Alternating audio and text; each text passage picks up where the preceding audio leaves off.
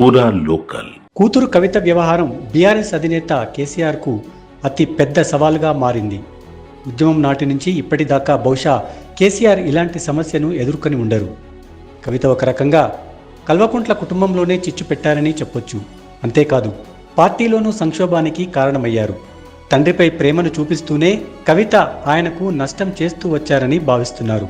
కవిత ఏం చేసినా ఇన్నాళ్ళు సహనంతో వ్యవహరించిన కేసీఆర్ చివరకు ఆమెపై వేటు వేయాల్సిన పరిస్థితి వచ్చింది.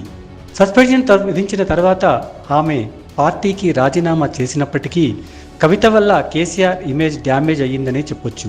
కవిత ఇలా చేస్తుందని బహుశా కేసీఆర్ ఎప్పుడూ ఊహించి ఉండకపోవచ్చు. ప్రత్యర్థి పార్టీల కన్నా సొంత ఇంటి నుంచి వచ్చిన సవాలే ఆయనకు మింగుడు పడని విషయం. పార్టీలో ఇప్పటిదాకా తనను ఎవరూ ప్రశ్నించలేదు. ప్రశ్నించిన వారు ఎవరూ పార్టీలో మిగలలేదు. గతంలో ఎందరో పార్టీ నుంచి పంపించేశారు. వాళ్ళు ఇతర పార్టీల్లో చేరి కేసీఆర్ను ఇబ్బంది పెట్టడానికి ప్రయత్నించారు. కానీ అది ఆయనకు పెద్ద సమస్య కాలేదు. కానీ ఇప్పుడు కూతురు కాబట్టి కవిత ఏం మాట్లాడినా అది జనంలోకి వెళ్తుంది.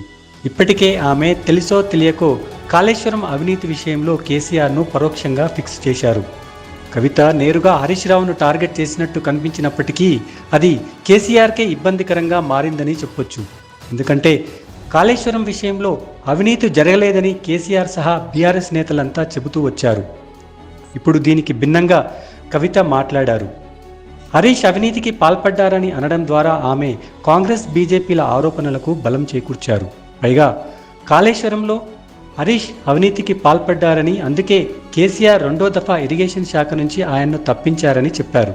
కానీ అదే హరీష్కు కేసీఆర్ కీలకమైన ఆర్థిక శాఖ ఇచ్చిన విషయాన్ని ఆమె మర్చిపోయారు. హరీష్ అవినీతిని కేసీఆర్ ఆమోదించి ప్రమోషన్ ఇచ్చారని అనుకోవాల్సి వస్తుందప్పుడు.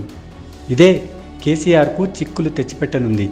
హరీష్ తర్వాత ఇరిగేషన్ శాఖ చేపట్టింది కేసీఆరే. అందులో ఏ అవినీతి జరిగినా చర్యలు తీసుకోవాల్సింది కూడా కేసీఆరే. అంటే హరీష్పై వచ్చే ఏ ఆరోపణలకైనా కేసీఆరే జవాబు ఇవ్వాల్సి వస్తుంది. కవిత తన తండ్రికి క్లీన్ చిట్ ఇవ్వాలని అనుకుందా, లేక నేరుగా తండ్రిని ఎదుర్కోలేక పరోక్షంగా మరిన్ని ఇబ్బందులు తేవాలని అనుకుందా అన్నది చర్చనీయాంశంగా మారింది. ఏదేమైనప్పటికీ కవిత ఇప్పుడు కేసీఆర్కు ఫామ్ హౌస్లో ప్రశాంతత లేకుండా చేశారని చెప్పొచ్చు.